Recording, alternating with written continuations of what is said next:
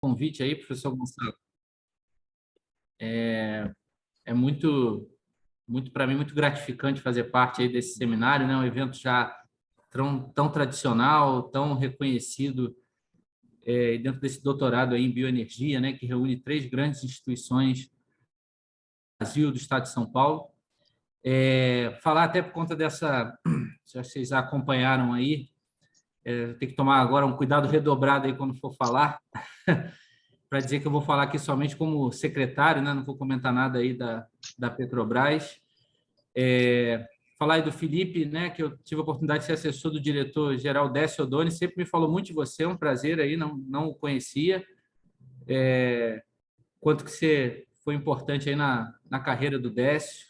Ele sempre me deu vários exemplos aí de como ele cresceu profissionalmente, falava o seu nome, uma grande honra conhecê-lo aí pessoalmente, né?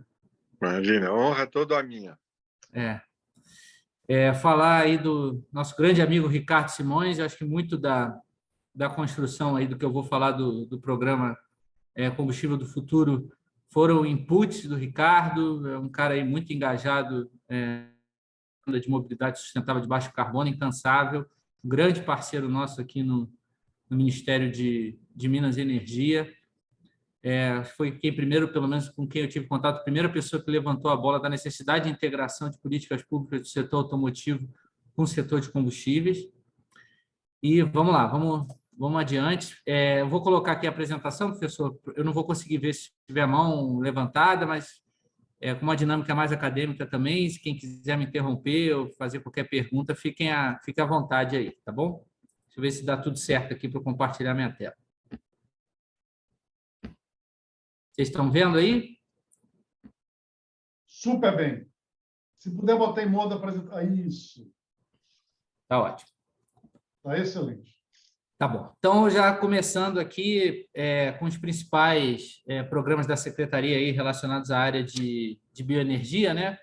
A gente tem o nosso Renova Bio, né? Criado aí também pelo nosso grande irmão aí, nosso amigo Miguel Ivan. Retomamos, né, esse ano o programa do biodiesel, foi uma luta aí bastante intensa para a gente ter de novo uma curva de previsibilidade para atingir os 15%. Em 2026. Os estudos para o E30, o ministro lançou na sexta-feira da semana passada, na abertura de safra mineira, né, a intenção de criar um grupo de trabalho para que a gente possa aumentar o teor do etanol na gasolina para 30%, vou explicar um pouquinho mais à frente. Também foi uma coisa que a gente tentou lá atrás, até também que o Ricardo teve bastante participação no sentido de que a gente aproveitasse a experiência norte-americana, né, dos combustíveis High Octane Low Carbon Fuels, o combustível do futuro, que está com PL lá na Casa Civil, que eu vou explicar o que tem nesse projeto de lei. E acabei trazendo aqui também, professor Gonçalo, que era uma cobrança que o senhor já fazia há muito tempo, que era a falta de política pública para a questão de produção de fertilizantes, né? Realmente, acho que esse conflito aí da Ucrânia com a Rússia mostrou o quanto que a gente está exposto. É uma bandeira que o senhor já defendia há muito tempo. E vou falar aqui, obviamente, dos que estão mais ligados aqui à minha secretaria, mas também tem iniciativas na questão da mineração para os fertilizantes potássicos, né? E os de fósforo também. E, obviamente, quando a gente fala de gás, a gente tem que falar de biogás e biometano, ainda mais falando aí com o público aí de São Paulo, que é onde tem o maior potencial de produção de biogás e biometano do país. Primeiro falar assim, essa história, né? Bioenergia é uma política de Estado, né? Embora muitas das vezes a gente tenha alguns solavancos ao longo desse processo, mas é uma política que tem que ser uma política de Estado, independente do governo que tiver aí à frente do país e da orientação. Com relação ao Brasil, né? A gente firmou vários compromissos internacionais, então esse aqui foi o firmar no diálogo de alto nível da ONU, em que o Brasil apresentou 2 pactos energéticos, um de biocombustíveis e outro de hidrogênio, que são contribuições para acelerar o cumprimento das metas do Objetivo de Desenvolvimento Sustentável número 7. E é importante dizer que a ONU reconhece o Brasil como um país líder no tema da transição energética e muito em função da bioenergia. Com relação ao Pacto de Biocombustíveis, nós submetemos as metas do RenovaBio, né? Redução da intensidade de carbono na matriz de combustíveis de transporte em 10% até 2030, o que equivale a evitar emissões de 620 milhões de toneladas de carbono na atmosfera pela substituição de biocombustíveis por combustíveis fósseis.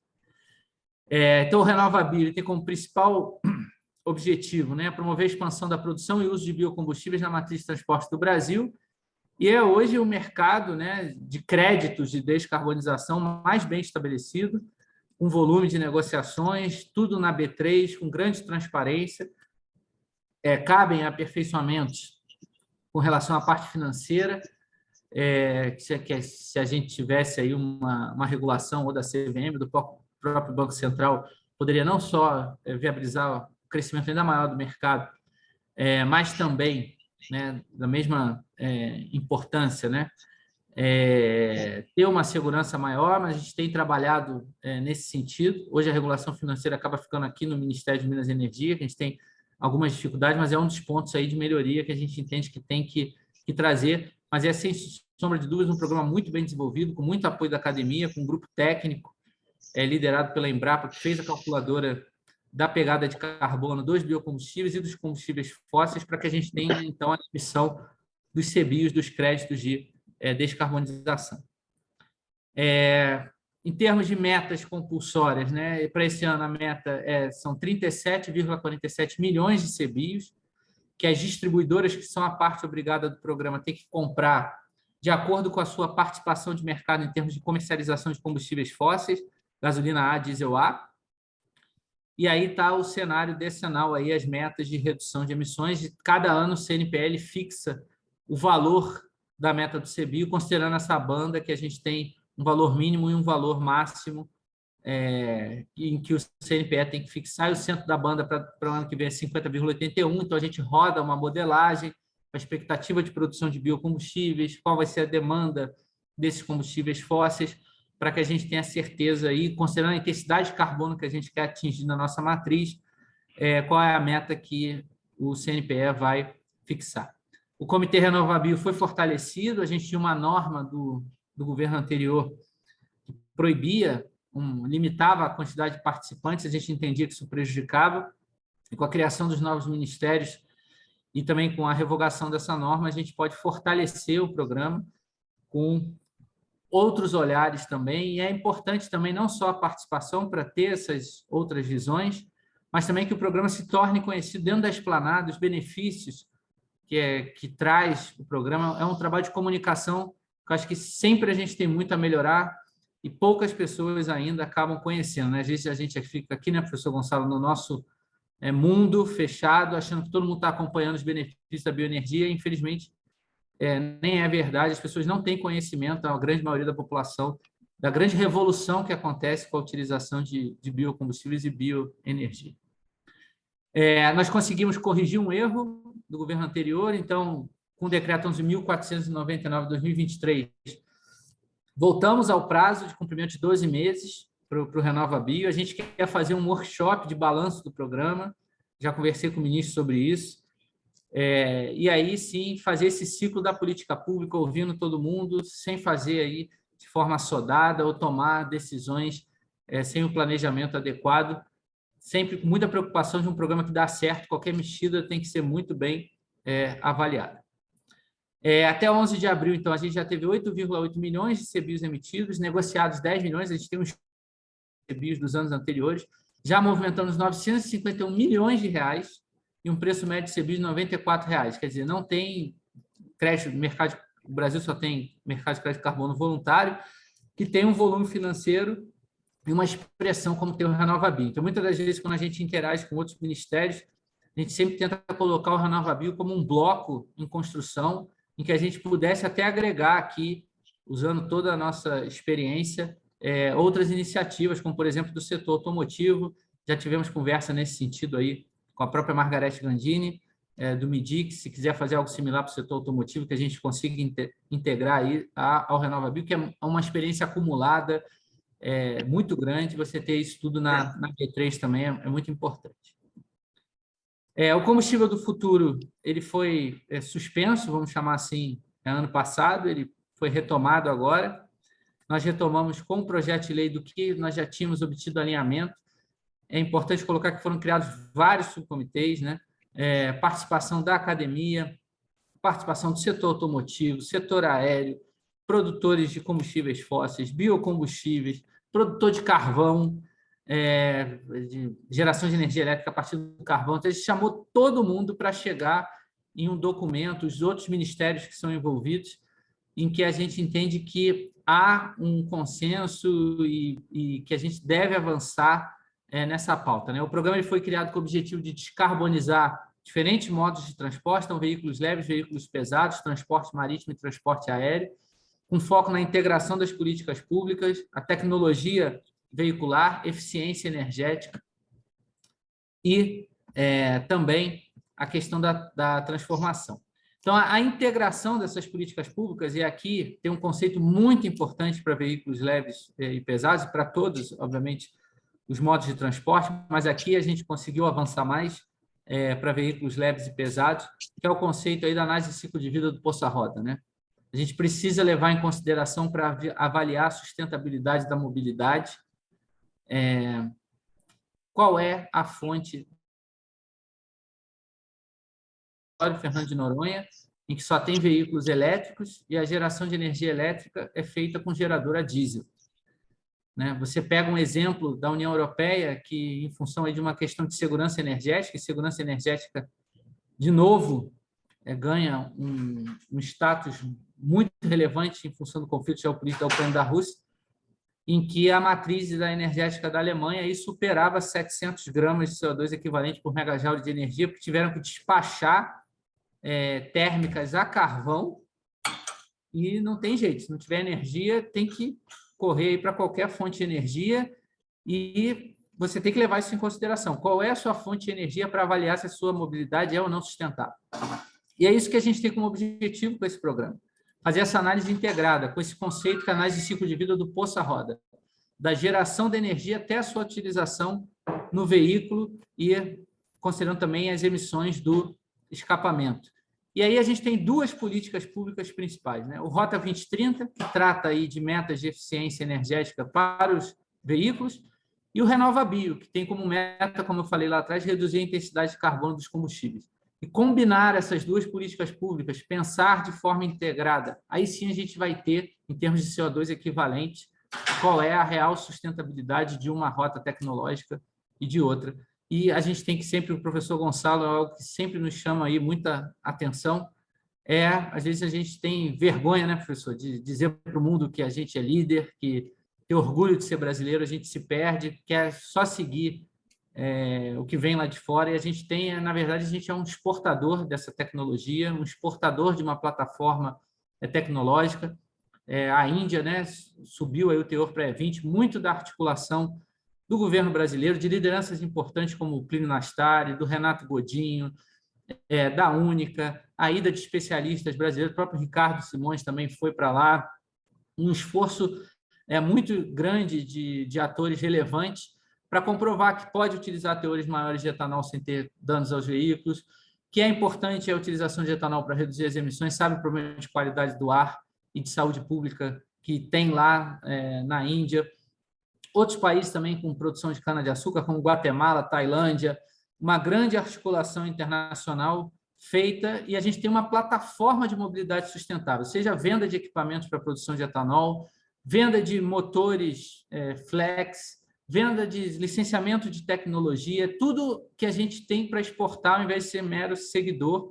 Obviamente, isso não deve ser encarado como um discurso anti-eletrificação, muito pelo contrário, a eletrificação ela vem, ela é importante, né? E nós temos aqui o primeiro veículo híbrido flex foi comercializado aqui no Brasil, veículos elétricos puros na nossa matriz faz todo sentido, apesar dos investimentos serem vultuosos, acho que em termos não faz sentido ter política pública para subsidiar veículo elétrico, no nosso caso, mas que ele tem que ter entrada, sim, e ele vai fazer parte do nosso rol aqui, mas com certeza com uma participação ainda bastante relevante dos biocombustíveis, né?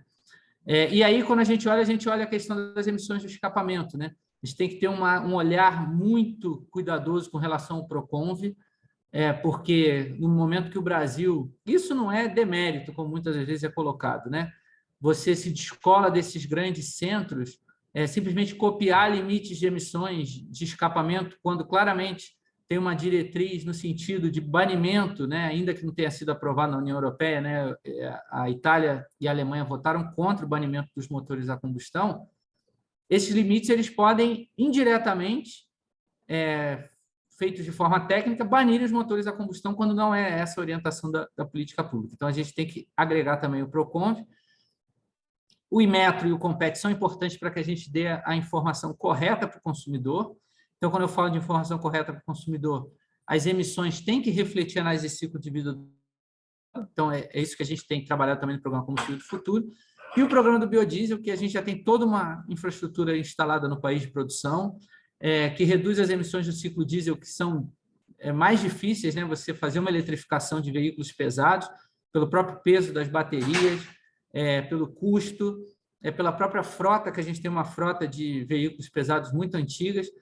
E acabou faltando aqui, não poderia deixar de falar do biometano, que entra tanto para veículos leves, mas também muito importante para veículos pesados, e a fonte de hidrogênio, né? Tanto o biometano, em que você tem 4 moléculas de hidrogênio para cada molécula de metano, quanto também o etanol, como o nosso professor Gonçalo fala, é um cacho de hidrogênio que está ali disponível, e que a gente tem tecnologia que foi desenvolvida no Brasil por uma empresa que foi adquirida, né, pela Siemens, que é a Hytron, que é um reformador etanol que você pode usar toda a infraestrutura de abastecimento de etanol, gerar esse etanol nos postos e comercializar etanol para veículos a hidrogênio. Quando a gente olha, e aqui é um slide foi cedido aí gentilmente pelo Ricardo Abreu, desculpa não ter botado o crédito aqui, Ricardo, que eu recebi em cima da hora aí, que é mas estou pelo menos corrigindo aqui falando, que é uma redução da emissão de CO2 no Brasil comparado com a Europa, né? Então, nesse gráfico aqui, a gente tem a intensidade de carbono da matriz de combustíveis da Europa, né? A gente vê essa em marrom, né? Um valor muito superior à nossa, e com o RenovaBio, quanto que a gente vai atingir. E aqui a eficiência do gráfico do meio, a eficiência energética dos veículos, considerando as metas aí da União Europeia, de ter 20% de elétricos e híbridos em 2027 e 35% de elétricos e híbridos em 2032. E como que a gente, mesmo usando, né, porque a gente sabe que na utilização da energia, a ineficiência, né, da geração, quando a gente gera energia elétrica, a gente tem uma perda térmica que não acontece quando a gente está usando a eletricidade no motor elétrico. E como a gente está com valores muito compatíveis com os que a União Europeia pretende atingir quando a gente considera a análise de ciclo de vida do Poça Roda em gramas de CO2 equivalente por quilômetro, e como nós já estamos em 2018 muito melhores do que o perfil de emissões que eles têm lá, mostrando a sustentabilidade da nossa mobilidade. E aqui também é um gráfico da Única, né, que não considera a parte, né, não é a análise de ciclo de vida do berço ao túmulo, né, a parte de fabricação do veículo, em que a gente pega, né, e a Stellantis recentemente soltou um outro número também, que na mesma linha, que o nosso é 100 aqui no veículo Flex, 37 gramas de CO2 equivalente por quilômetro. Quando a gente olha o elétrico europeu, 54 gramas de CO2 equivalente por quilômetro, mostrando no veículo Flex, né, se a gente for para o híbrido Flex, então, que ainda é mais eficiente, 29 gramas de CO2 equivalente por quilômetro, a competitividade num cenário de mobilidade sustentável da tecnologia nacional desenvolvida aqui, com produto nacional, emprego gerado aqui, renda gerada aqui, e toda uma cadeia de inteligência que foi desenvolvida, de pesquisa, de universidade, de formação de pessoal, que a gente tem que manter, e é o que eu falei, é um problema mais de comunicação, de deixar isso claro nos fóruns e mostrar a sustentabilidade da nossa matriz, né? E aí eu vou entrar no projeto de lei do Programa Combustível do Futuro, que está na Casa Civil, a gente enviou. Então, dentro desse programa, a gente quer essa mobilidade sustentável de baixo carbono, e na discussão que nós tivemos, a indústria automotiva tinha uma preocupação muito grande com relação à análise de ciclo de vida do Poça Roda, em termos de legislação, embora apoiasse o conceito. E qual era a preocupação? Eles falam o seguinte, A etapa de geração de energia eu não controlo. Então, eu posso ser penalizado, supondo, quando a gente pega uma projeção, por exemplo, para veículo leve. Né? Nós temos a meta do RenovaBio, né? de emissões evitadas e de atingir uma redução da intensidade de carbono da matriz de combustíveis em 10%. Para atingir isso, a gente tem que aumentar a participação de etanol. A gente sabe que tem investimentos, principalmente para uma fronteira de produção, né? O etanol de milho, tem etanol de segunda geração. O grande volume aí que vem de aumento de produção é do etanol de milho. Mas e se essas metas ou essas projeções não forem atingidas, né? Eu vou ser penalizado porque na etapa de geração de energia se previu que em 2027 teria um percentual de etanol hidratado vis-à-vis de gasolina seca que não foi atingido.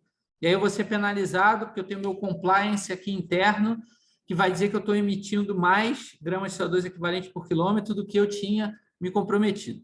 Então, o PL ele resolve isso, que essa atribuição é do Conselho Nacional de Política Energética. Caso não seja atingido, não é uma penalidade para o setor automotivo, e eles vão trabalhar com esses valores fixos e a pública vai perseguir para que se atinja aquele percentual de renováveis no país. E aí a gente combina, dá essa informação para o MIDIC, e o MIDIC vai ter duas metas para o setor automotivo, né? Que é essa 1 aqui, que é a mobilidade e logística, é megajoule por quilômetro, que é de eficiência energética, exatamente como eles já fazem hoje, que é na utilização do combustível da eletricidade no motor, e vai ter uma meta do poço à roda veicular com base nos dados do RenovaBio. E aí a gente olha que quando a gente traz aqui, né, a eficiência energética de 2023 para 2027 e as emissões, né, com os valores dados de gramas de CO2 equivalente por megajoule de energia pelo RenovaBio, combinando essas informações, a gente atinge aqui gramas de CO2 equivalente por quilômetro as emissões previstas em 2027 para a mobilidade sustentável, que seria essa segunda meta de emissões de CO2 equivalente do poço à roda veicular. E isso é muito importante para que a gente consiga, né, avançar com apoio também do setor automotivo na questão da mobilidade sustentável de baixo carbono. Outro capítulo, né, que tem nesse projeto de lei é uma meta para o ProBioQAV, que é para incentivar a produção e uso de combustível sustentável de aviação, o SAF, no Brasil. Um mandato de 2027 a 2037, e que nós inovamos, porque estamos trazendo esse mandato em termos de redução de emissões, e não em um mandato volumétrico, eu vou explicar isso mais à frente. Também foi algo muito bem construído com a ABAR, a Azul, Latam, Gol. Chamamos os potenciais produtores de combustível sustentável de aviação no Brasil. Lembrando que o Paraguai, né, tem um investimento hoje lá e que não tinha, né, um marco legal para que se houvesse estímulo para a produção no país. A gente tem outros investimentos anunciados de produção de diesel verde combinado aí ao querosene de aviação sustentável, da BBF, né, Brasil Biofuels, da Vibra Energia, a própria Raizen, que tem uma rota do ATJ. E recentemente, né, na Bahia, né, professor Gonçalo, a Selen anunciou que vai fazer um investimento também em biorefino para a produção de combustível sustentável de aviação, cuja matéria-prima seria macaúba, incentivando a agricultura familiar no semiárido, na Bahia, chegando até o Maranhão para ter produção suficiente de macaúba. E é essa transformação da bioenergia que a gente precisa sempre trazer em perspectiva em termos de geração de empregos, aumento de renda da população.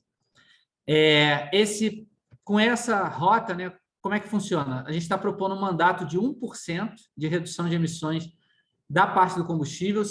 É importante dizer que, com todas as melhorias operacionais que são possíveis de serem feitas no setor de aviação, troca de aeronave por aeronaves mais modernas, mudança nas questões de procedimentos operacionais para atingir as metas dos quais o Brasil é signatário no âmbito da ICAO, né, do CORSIA, que é esse acordo de redução de emissões, somente com combustível sustentável de aviação. E o nosso mandato de 1% de combustível de redução de emissões, ele corresponde, dependendo da rota, tem rotas que são mais eficientes do que outras. Então, quando a gente fala da rota do processo REFA, cuja matéria-prima é o óleo de soja, a gente tem uma emissão de 67,4 gramas de CO2 equivalente por megajoule. Já quando usa o etanol, 32,8 gramas de CO2 equivalente por megajoule, uma emissão menor do que o combustível sustentável de aviação obtido pelo processo REFA, do óleo de soja. E quando nós olhamos o processo REFA, né, óleo de cozinha usado, 13,9 gramas de CO2 equivalente por megajoule. Isso quer dizer o seguinte, para eu reduzir 1% nas emissões, se eu usasse só bioquerosene de aviação de óleo de soja, eu precisaria de um volume de 4,1%. Se eu usar o ATJ, rota do etanol, 1,6%. E o REFA, 1,2%. Referências aí desses valores de preço de 2022. Isso significa, né, que sempre tem uma agenda muito forte de redução do preço da passagem aérea. E eu já até chamei aqui as empresas aéreas, vou ter uma reunião em breve com eles para que eles colocam um número de 40%, dependendo da empresa aérea, né? 40% do custo da passagem aérea é do combustível de aviação, algumas falam em até 60% do custo corresponde ao valor do combustível de aviação. Então, a gente tem que ter uma preocupação com relação a isso. Nós fizemos estimativas de qual seria o impacto. Então, considerando, né, os preços de mercado, por exemplo, internacional, onde já tem a produção de bioquerosene, a gente está falando de um aumento de 1,1% na passagem aérea do óleo de soja, 0,4%. Quer dizer, um valor bem baixo, considerando que vai ter que cumprir essa obrigação de redução de emissões do setor aéreo. Outra pegada aí que nós trouxemos foi a questão da tecnologia do CCS, né? Hoje, a gente não tem uma agência reguladora que seja responsável por dar autorização para o exercício dessa atividade. Então, a gente está corrigindo isso, né? Esse vácuo legal, atribuindo à ANP a atribuição de regular a captura e estocagem de CO2. E aqui, de novo, o setor de etanol saiu na frente. A gente tem a FSB Bioenergia, que tem um projeto de injeção de CO2 em reservatório geológico no Centro-Oeste. É importante trazer em perspectiva que no processo de fermentação nós temos uma corrente pura de CO2 que é emitida, né, para a atmosfera. Então, você coletaria esse CO2 e colocaria num reservatório geológico, reduzindo a pegada de carbono. Isso permitiria que o etanol seja produzido com captura líquida negativa de carbono, o que possibilitaria, inclusive, receber um bônus no RenovaBio de emitir 20% a mais de créditos de descarbonização CBIOS e que eles exportem esse etanol também para a Califórnia, que tem um outro programa lá que foi inspirador para o RenovaBio, Low Carbon Fuel Standard, que os créditos lá, né, de descarbonização, eles têm um valor de mercado em torno de $200 por tonelada de CO2 equivalente. Então, com essa venda de créditos para a Califórnia, eles conseguem viabilizar esse projeto de injeção de CO2 em reservatórios. Com relação ao E30, né, que foi anunciado, também estava no escopo inicial do combustível do futuro, foi uma coisa que a gente não conseguiu avançar na época, por resistências aí muito grandes, no nosso entendimento, não com justificativas técnicas suficientes, mas nós vamos retomar. A ideia na próxima reunião extraordinária do CNPE é constituir esse grupo. É importante já trazer que os testes feitos em 2014 já levaram em consideração o E30, né?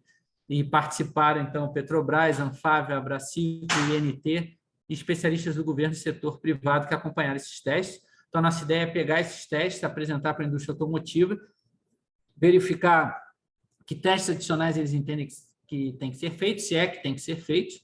Caso seja necessário, a gente conduzirá esses testes e precisamos propor uma alteração na legislação que hoje limita a 27,5%. Então, essa é a ideia. E a gente também não está, nesse caso, né, até diferente, a gente está seguindo o que já está em curso aí nos Estados Unidos há bastante tempo. Também foi contamos aí com a contribuição grande do Ricardo Abreu nessa interlocução, porque ele faz parte desse grupo nos Estados Unidos que conduz esses testes com valores superiores de etanol na gasolina C. E é importante trazer aqui uma informação bastante relevante. Eu tenho conhecido que tem um carro importado e que falava para usar só gasolina pódio, né? Quando a ANP melhorou a octanagem da gasolina, ele voltou lá na concessionária e falou que podia usar gasolina comum. E às vezes, quando a gente fala dessa propriedade de octanagem, muita gente critica que, mas tem outras propriedades que são importantes, como se essa não fosse assim, um valor absoluto. Nada na vida é absoluto, né? Ainda mais a gente que está na academia sabe que tudo é relativo, mas efetivamente não tenho sombra de dúvida de afirmar que a octanagem é o parâmetro mais relevante aí para a gasolina. E você aumentando o teor de etanol, você aumenta a octanagem, possibilita usar motores mais eficientes, estimula a indústria automotiva a investir em motores a combustão, que é uma coisa que tende a diminuir com essa corrida pela eletrificação, e que viabiliza, portanto, por mais tempo a utilização aí, de biocombustíveis e, inclusive, o interesse do próprio consumidor na utilização desses veículos. Agora a gente entra um pouquinho aí no biodiesel, né, que sempre tem uma polêmica grande com relação à questão dos testes, teve teste, não teve teste. A gente sabe que o biodiesel ele, necessita de cuidados no seu manuseio, né, um produto higroscópico, é um éster, não é um hidrocarboneto, então ele absorve água. A própria matéria-prima dele, pelo fato no Brasil de ser de soja, também traz aí alguns cuidados adicionais. Mas, assim, para deixar claro que em outros países se utilizam teores maiores, né? Alguns estados, por exemplo, Minnesota, nos Estados Unidos, usa 20% no verão de B20, e foram feitos testes, né? Esses testes não foram aprovados por todas as montadoras, foram aprovados por parte das montadoras, e foram feitos condicionantes que foram sendo cumpridos ao longo do tempo, né? Então, a gente ampliou imediatamente a estabilidade de oxidação do biodiesel. Fizemos teste de curta duração demonstrando que a ampliação da estabilidade atenderia os requisitos de estabilidade oxidativa para o diesel B, reivindicados pelos representantes do setor automotivo. A ANP ela elevou, né, essa estabilidade de 8 para 12 horas, tornou obrigatório o uso de aditivo antioxidante na produção do biodiesel. Foi contratado o INT para fazer um estudo sobre a estabilidade do biodiesel, garantindo que 12 horas, acima de 12 horas, garantia um B15 superior a 20 horas. E, a partir de todas dessa construção, foi autorizado, então, o aumento, né, do teor. E, agora, recentemente, a ANP melhorou a especificação do biodiesel. Obviamente, a gente precisa melhorar a questão da qualidade também, né, do diesel A, que a gente ainda tem evoluções a serem feitas. Precisamos averiguar se, com essa nova especificação, né, e o monitoramento da ANP, vai ser suficiente para que a gente avalie precisa ou não de alguma alteração na especificação, mas a gente, as alterações feitas, esses problemas que foram relatados, eles vão deixar de existir ou serão bastante minimizados, e faz parte também de uma curva de aprendizado, é um ciclo, né, de PDCA, em que a gente tem que fazer a avaliação constante, não só para o biodiesel, mas para todo o combustível fóssil ou biocombustível. Então, está muito tranquilo de que a ação da ANP na melhoria da especificação, com requisitos também do manuseio e uso do produto, vão sanar aí as reclamações que são trazidas, né? E aqui um histórico das reduções, né? A gente sabe que foi muito difícil em 2021, 2022 para o setor as reduções de teor. Algumas delas foram feitas pela ANP, a gente teve um cenário de falta de matéria-prima, mas outras foram feitas simplesmente pelo aspecto de preço. Em nenhum momento isso foi trazido aí como uma questão de qualidade, essa redução do teor, né?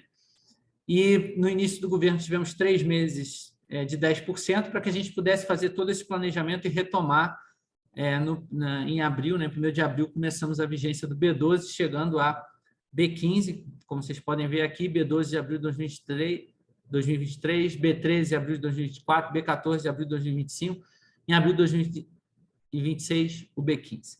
O que a gente acompanha lá na bomba, né? O último monitoramento que a gente fez, com o B12, queda de 4 centavos por litro para o consumidor, muito importante para a segurança energética, redução de 1,3 bilhão de litros de diesel A importado. Para a descarbonização, nós estamos falando de evitar, né, 1,6 milhão de toneladas de CO2 equivalente em 2023, pelo aumento do teor do biodiesel.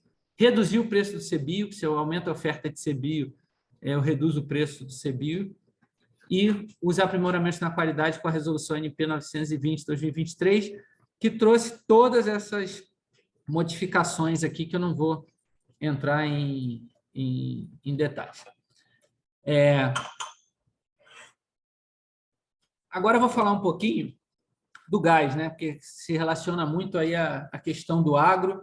Inclusive, participei na Câmara dos Deputados de um seminário organizado pelo deputado Arnaldo Jardim sobre a questão de fertilizantes, né? Foi uma discussão muito relevante, muito importante, porque a gente precisa, nesse cenário de cadeia de suprimento, depois do conflito entre Ucrânia e Rússia, não só o Brasil, mas vários países estão olhando que você pode ter uma disrupção do fornecimento de insumos que são fundamentais para o funcionamento da sua economia.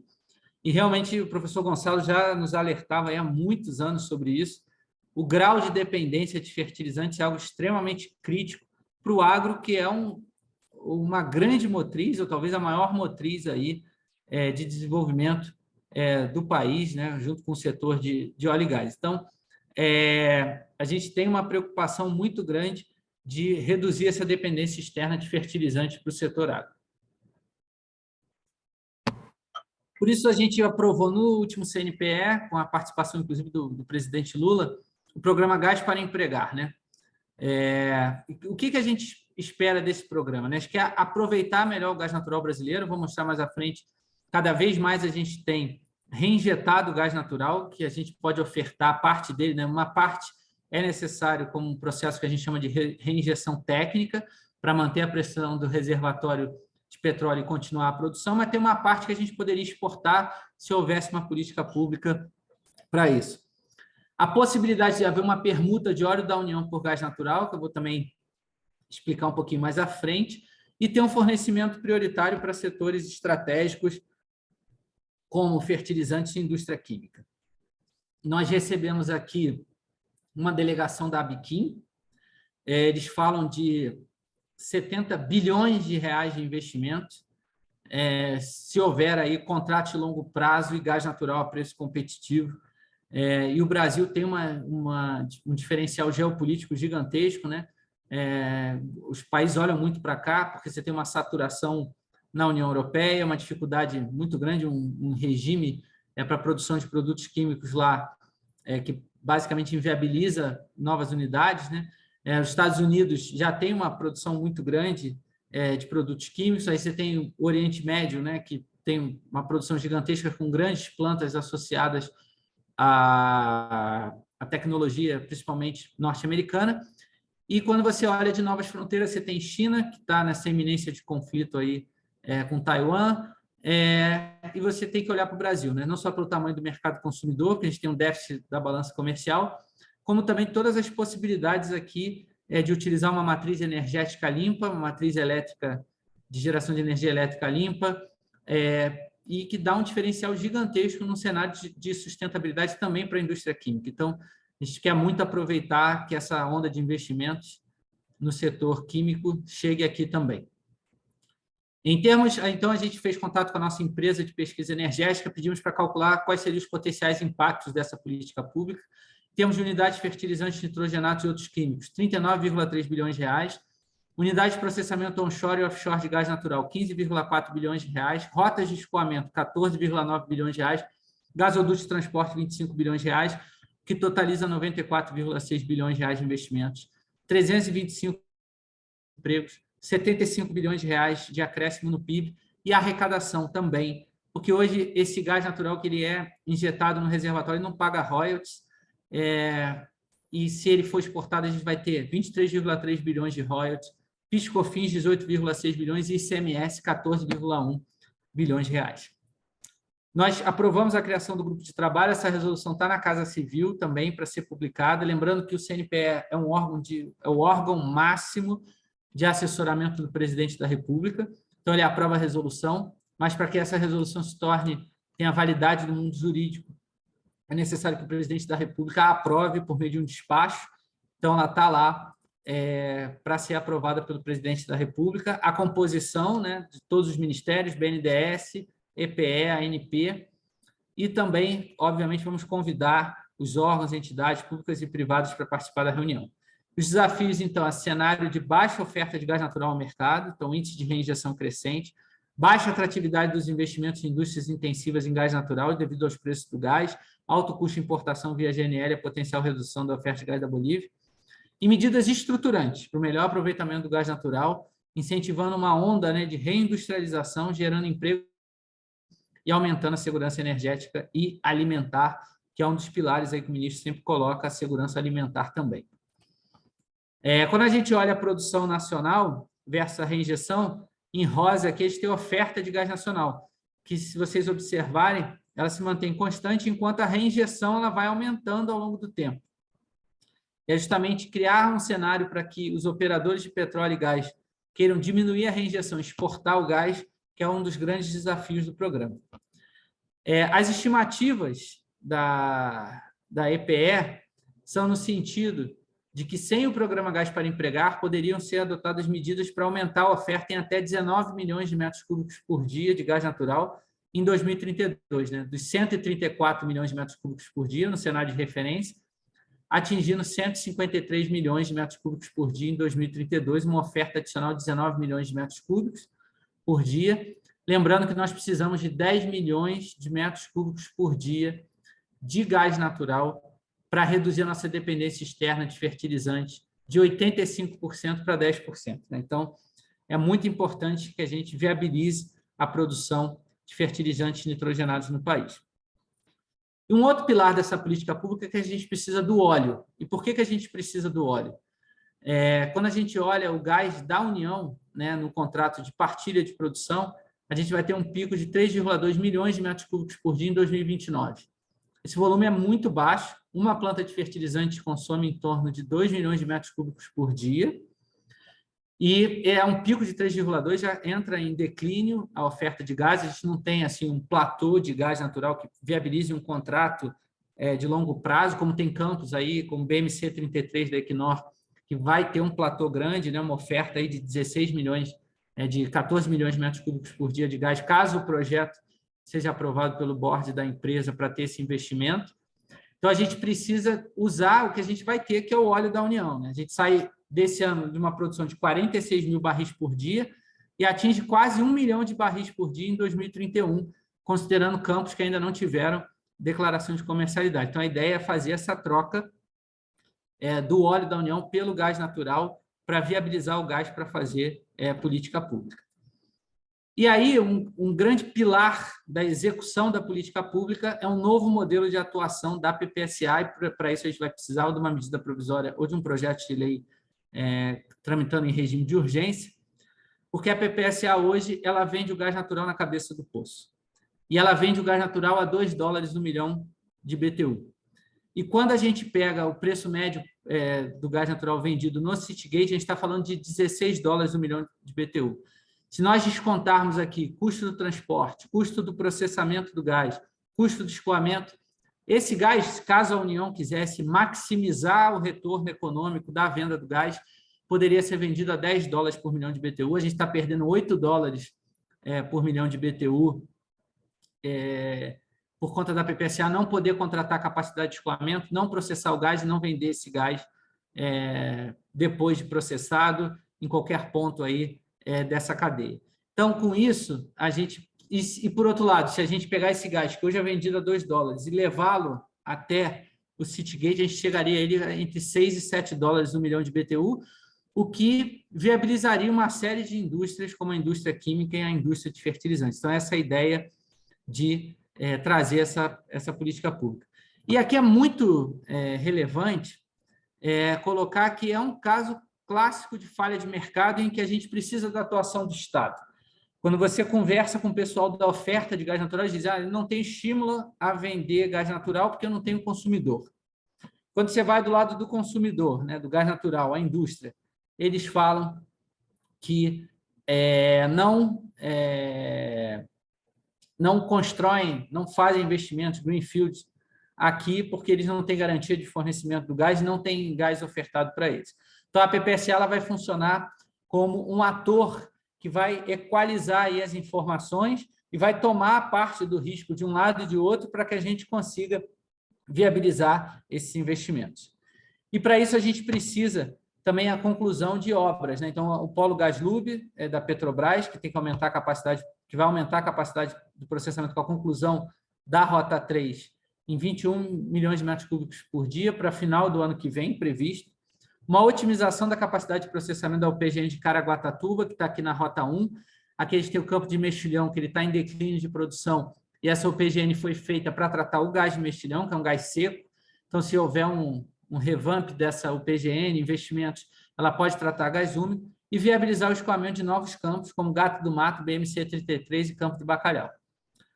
E aqui pegando o PNF, né, que é o Plano Nacional de Fertilizantes. Né? Essa é a meta, atingir 1,6 milhão de toneladas de nitrogênio ao ano em 2025, 1,9 milhão em 2030 e 2,3 milhões em 2040 e 2,8 milhões em 2050. Tem uma série de ações que passam aqui pela Secretaria, estimular o aproveitamento do enxofre residual do refino de óleo e gás para a indústria de fertilizantes, a modernização e ampliação das capacidades industriais da planta de nitrogenados, Bahia, Sergipe, Paraná e São Paulo, e finalização da obra em Três Lagoas, está em 83% a obra, então finalizar seria muito importante no Mato Grosso do Sul, e retomar aí a construção de outras fábricas de fertilizantes, como tinha um projeto em Uberaba e Linhares, no Espírito Santo.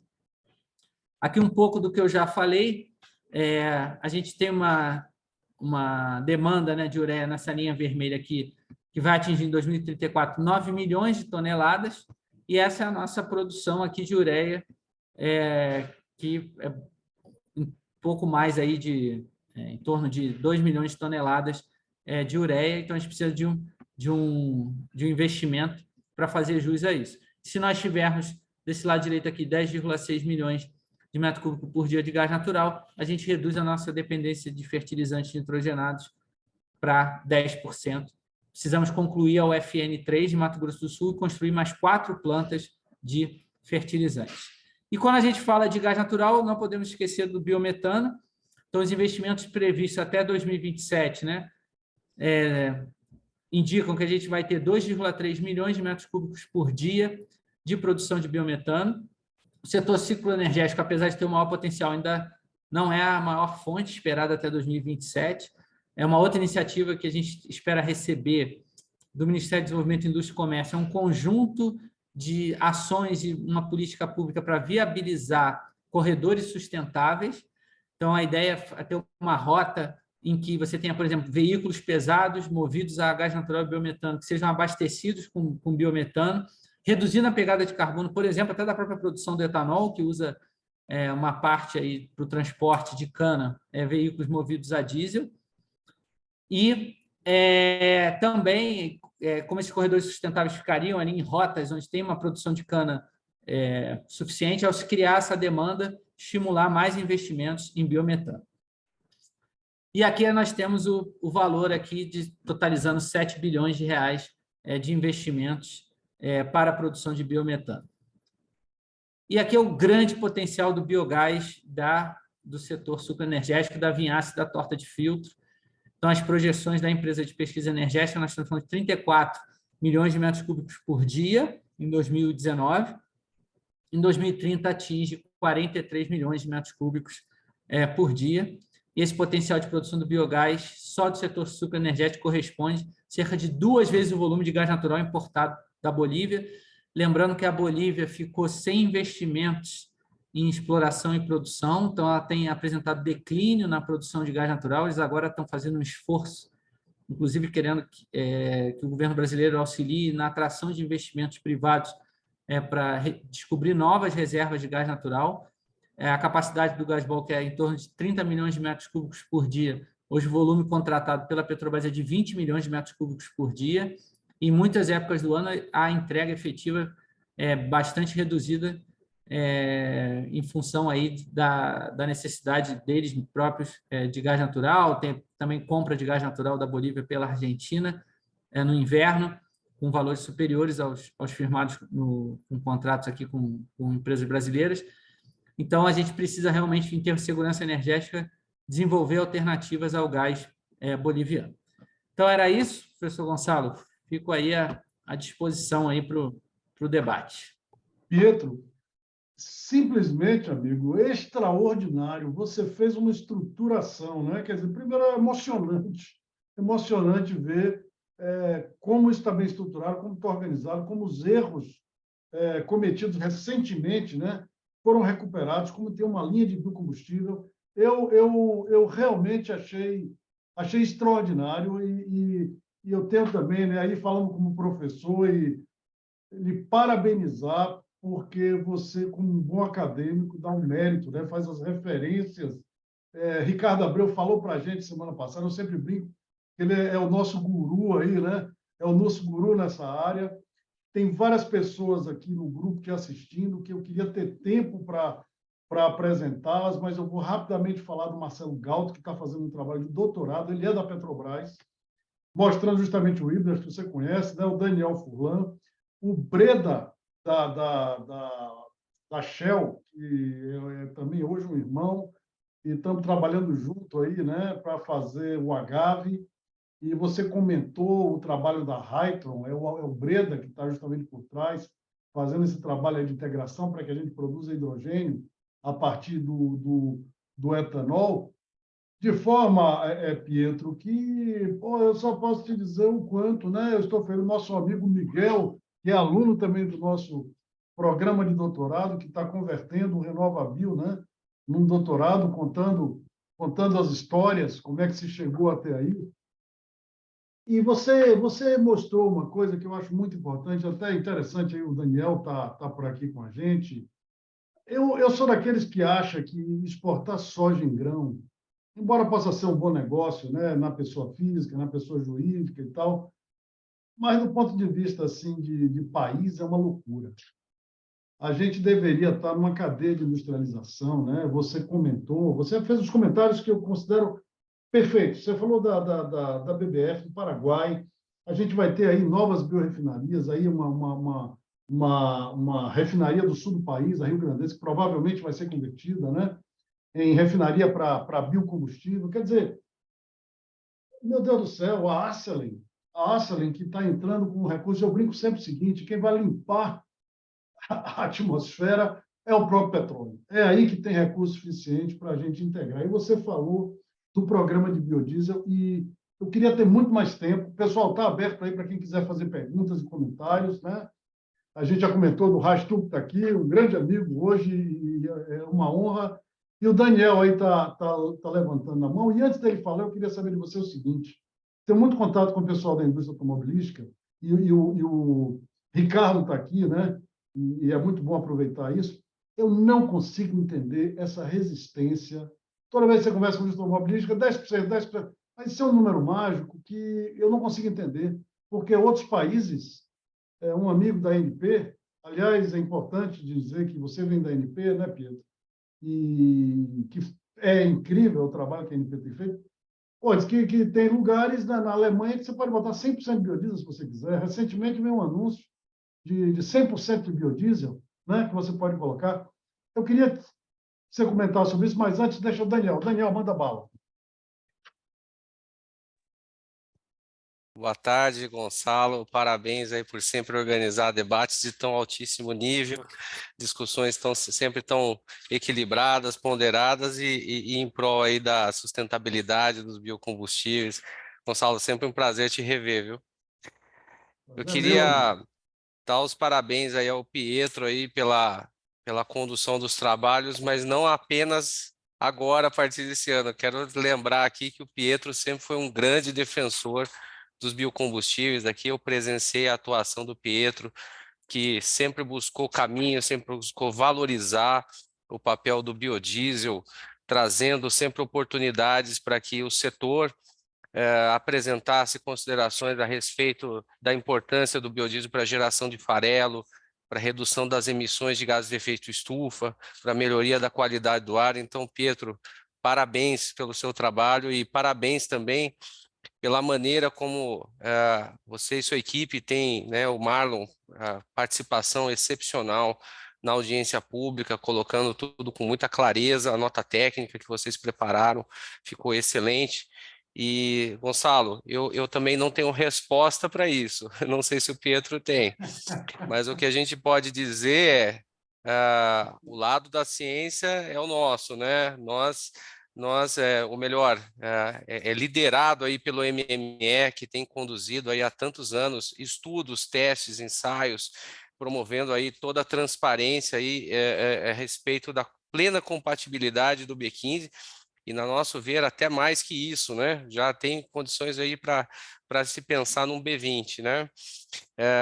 Então, eu só estou pedindo a palavra aqui, Gonçalo, para dar os parabéns a você e ao Pietro pela excelente gestão, e que vocês sempre contem aqui com a Biov para fornecer dados, informações e contribuir de todas as formas que nós pudermos. Gonçalo, eu queria só fazer um último comentário aqui e passar em primeira mão um dado que vai ser divulgado muito em breve. Até peço aí que todos os colegas aqui participando, em especial você, o Pietro, possam assistir a divulgação da primeiro levantamento histórico da cadeia produtiva da soja, feito em parceria com o Centro de Estudos em Pesquisa Aplicada da Exalc, o CPEA.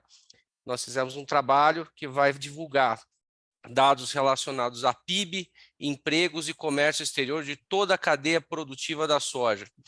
E em primeira mão aqui, para esse grupo aqui extremamente seleto, eu queria divulgar o seguinte: se a gente tiver como base de referência o PIB gerado pela cadeia produtiva da soja, para a soja em grão por tonelada, vamos supor que seja R$1 a gente gere de PIB. Se essa mesma soja for industrializada aqui no Brasil e gerar farelo, óleo, e esse farelo e óleo gerarem, por sua vez, ração, biodiesel, óleos vegetais refinados, a gente agrega ao país mais R$1, ou seja, dobra o PIB gerado pela cadeia da soja.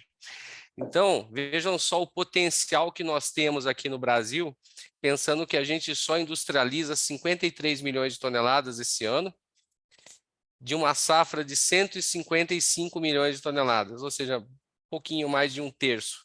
Olha o potencial de geração de empregos, de PIB que nós temos aqui dentro se a gente industrializa.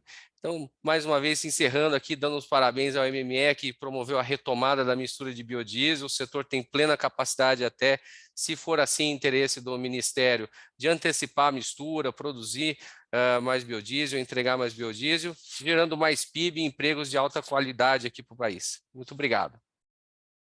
Daniel, sua informação é simplesmente extraordinária. Queria comentar que isso faz parte do trabalho do Galto também, que o sonho é ter um selo. Ouviu, Pietro? Quando você bota combustível, você dizia ali, ó, quantos empregos gerou, quanto de, não apenas no túnel de carbono, né? Eu queria fazer um comentário importante. Entrou aqui no grupo um parceiro aí que eu conheci recentemente, da Casa dos Ventos, que é a geração eólica, vocês sabem, no Nordeste, em todas essas áreas. E agora aí com o E-Fio, né? A eletricidade, o Sérgio Benevides, que está aí, ó, com a câmara aberta. Com o nosso E-Fio, eu acho, Pietro, primeiro, isso é uma coisa que a Carol, que está aqui também, que você conhece bem, da ESB, tem sempre falado. Rapaz, o caminho, Pietro, é a fotossíntese. E a fotossíntese pode ser natural, pelas plantas, né? Ou a gente pode fazer eletrólise da água, jogar hidrogênio. E a gente está aí, ó, com o pessoal da Casa dos Ventos, iniciando aí uma trajetória que eu acho que a gente vai fazer uma integração em breve, Pedro. Deixa a gente avançar mais, eu vou comentar com você. Mas, pessoal, é uma pena que o nosso horário está terminando. Daniel, já quero te convidar para apresentar isso aqui ao vivo, viu? Já vou acertar com você. Pietro, eu gostaria de suas palavras. Será um prazer, obrigado. Não, com certeza. Queria suas palavras finais, Pedro, e eu vou lhe pedir perdão, porque eu esqueci de te pedir uma coisa no início da sua apresentação. Rapaz, como é que... Lembra que isso aqui é um programa de doutorado, cheio de aluno. Como é que uma pessoa se converte num Pietro Mendes? Conta aí para a gente. Como é que foi sua trajetória acadêmica e de estudante? Conta aí sua vida, meu. Tá bom, professor, obrigado. Bom, vamos lá. Começando da primeira pergunta lá, tentar responder as perguntas. A primeira é com relação ao setor automotivo, né? Qual é a minha visão? Na verdade, essas matrizes dessas empresas, eles têm um padrão de veículo que eles querem fazer seguindo lá do que já vem pronto da União Europeia, né? e aí você fazer algumas adaptações, ou vamos dizer assim, tropicalizar esses veículos para as condições brasileiras, na minha visão, um pouco de não querer tanto fazer investimento em P&D, fazer evoluções para que possa rodar com o combustível que a gente tem aqui. Embora eu não enxergue que os problemas que são relatados, não pelas estatísticas, do que a gente avalia aqui tecnicamente, não estou dizendo que não existam, mas eles são muito pequenos, porque a gente tem que lembrar sempre que o diesel é a maior fonte de energia do país, né? Em todas as energias, né?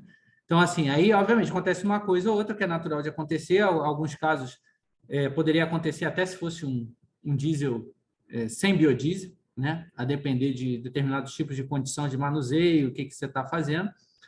E também tem problemas também na produção, né? Todo mundo sabe, né? Tem lote de produção, até remédio você tem problema de produção, né? Que você tem que recolher do mercado. Então, eventualmente, pode acontecer algum problema na produção de um determinado lote de biodiesel ou do próprio diesel.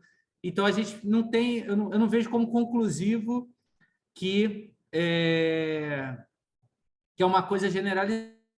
Se fosse dessa forma, o Ministério não teria aprovado, né? E a gente aprovou ouvindo todos os lados, inclusive os lados das reclamações de parte aí dos usuários. Então, eu não vejo um problema generalizado de qualidade, mas vejo talvez uma falta de estímulo, porque, diferente do que foi construído aqui no etanol, em que você tem vários técnicos do setor automotivo, né, especializados, que trabalharam no desenvolvimento lá do motor etanol, do carro flex, etc., eu não vejo uma mesma massa crítica com relação à utilização de teores maiores de biodiesel tão grande como tem no setor de etanol. Acho que falta vontade, às vezes, de investir e de atacar talvez um problema especial de algum outro modelo, fazer realmente pesquisa, desenvolvimento e inovação nesse sentido. Com relação aos combustíveis sintéticos, eu acho que é uma agenda super importante, muito feliz de saber que o senhor professor está trabalhando em conjunto aí com a Casa dos Ventos, né? Eu acho que a gente tem o Brasil é um potencial de energia renovável em todos os sentidos, né? Obviamente, eu trabalho mais com bioenergia, acabo puxando um pouco mais a sardinha aqui para bioenergia. E o que eu acredito, né? Obviamente, são combustíveis, no momento, muito mais caros, né, do que os combustíveis, os biocombustíveis. Então, tem um desafio aí de redução de custo de produção, que, obviamente, está relacionado ao custo da energia, né? A gente sabe que no Brasil a gente tem um problema que a energia ela é barata, mas a tarifa é cara, né? Existe essa máxima aqui, que tem uma série de penduricalhos aí na tarifa, algumas distorções que o pessoal aqui do setor elétrico pretende enfrentar para a redução do custo da energia.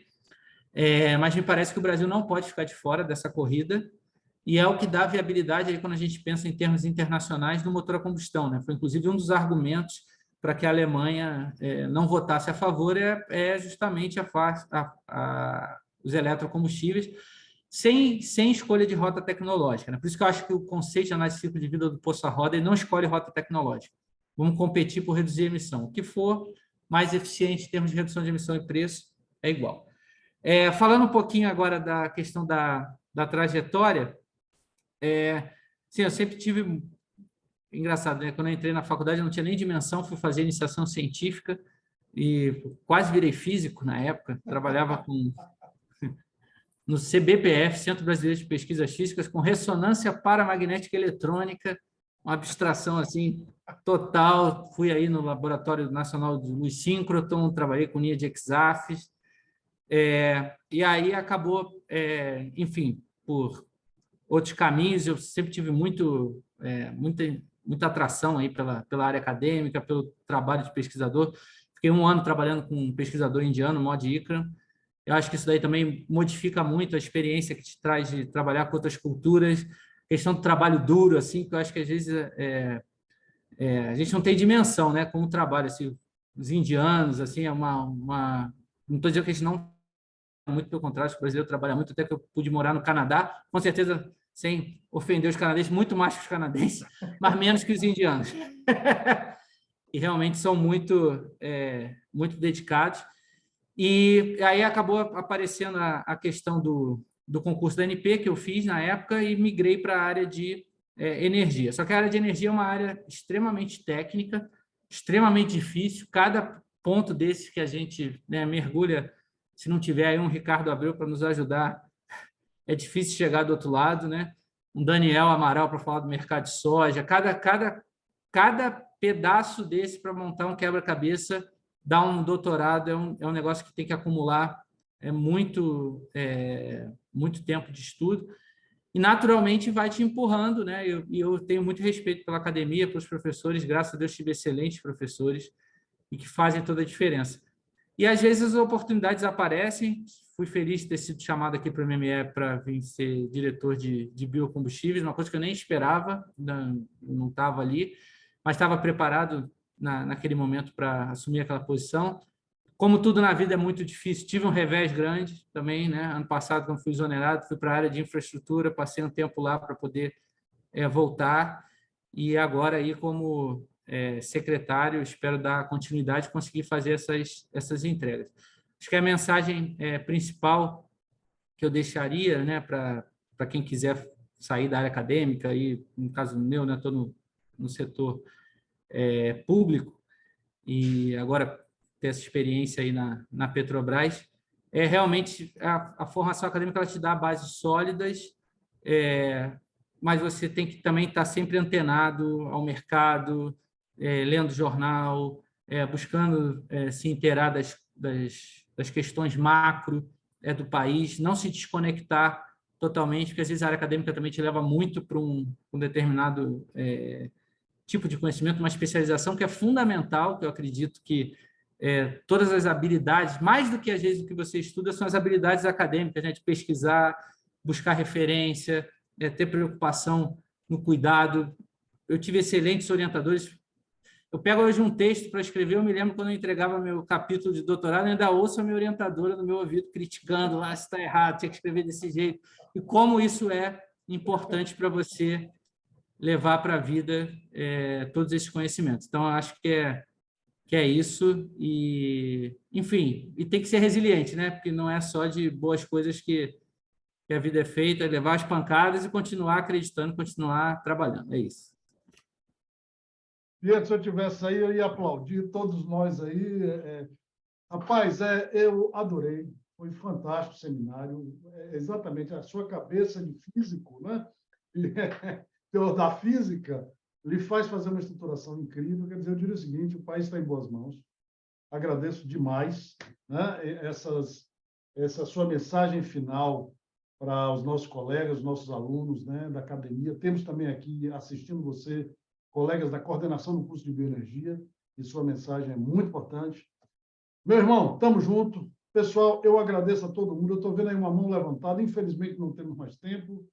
Pietro, se você concordar, eu queria distribuir essa sua apresentação, né? Pode disponibilizar. Tranquilo. Meu irmão, manda bala. Parabéns. Um abração, amigo, abraço aí a todos. E a semana que vem a gente vai ter um colega da BR Fios falando um pouco, né, do que eles estão fazendo aí lá com o Dendê, né, com a Palma, também no Biojet.